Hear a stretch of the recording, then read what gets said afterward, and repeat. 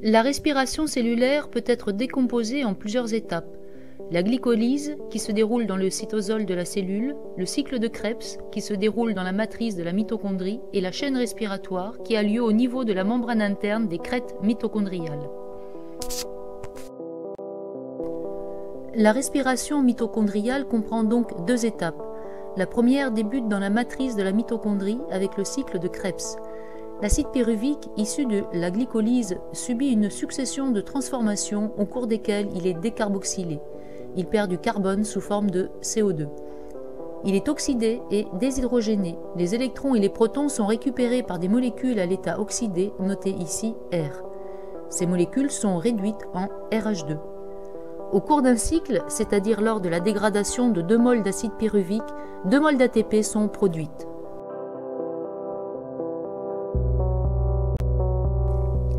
La chaîne respiratoire peut être inhibée par des molécules comme la roténone, extraite des racines de certaines légumineuses et utilisée comme poison de pêche par les Indiens de Guyane. Certains médicaments sédatifs ont également cet effet. D'autres molécules peuvent bloquer la chaîne respiratoire comme l'oxyde de carbone ou encore les cyanures. Une inhibition ou un blocage de la chaîne respiratoire peuvent donc avoir des effets irréversibles sur l'organisme. La mitochondrie est délimitée par une double membrane, membrane interne, membrane externe. Dans la matrice de la mitochondrie se déroule le cycle de Krebs. Au cours de ce cycle sont produites des molécules réduites de type RH2. Dans la membrane interne des crêtes mitochondriales, un ensemble de couples redox vont intervenir.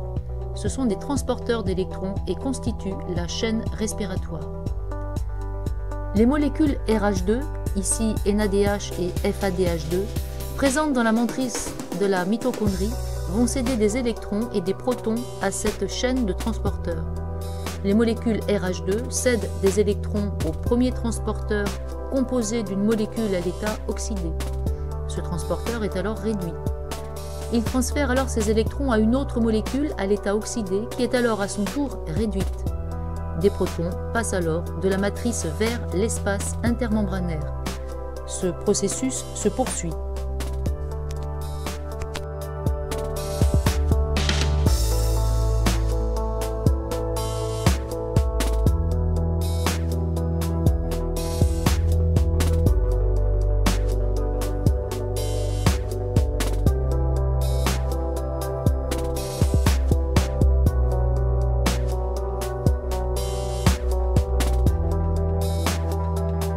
Le dioxygène est l'accepteur final des électrons.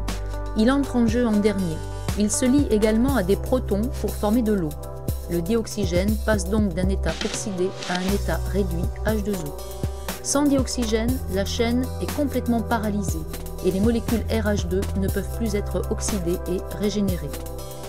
Les protons accumulés dans l'espace intermembranaire retournent dans la matrice par un canal particulier composé d'une enzyme, l'ATP synthase ou ATP synthétase. Cette enzyme va alors catalyser la synthèse de l'ATP en permettant la phosphorylation de l'ADP. Cette phosphorylation est qualifiée de phosphorylation oxydative, car elle est le résultat finalement de l'oxydation de molécules organiques comme le glucose en présence de dioxygène. La chaîne respiratoire produit donc 32 moles d'ATP pour 1 mol de glucose consommé. La production d'ATP est capitale pour les cellules. Par exemple, une cellule musculaire en activité peut générer et utiliser 10 millions de molécules d'ATP par seconde.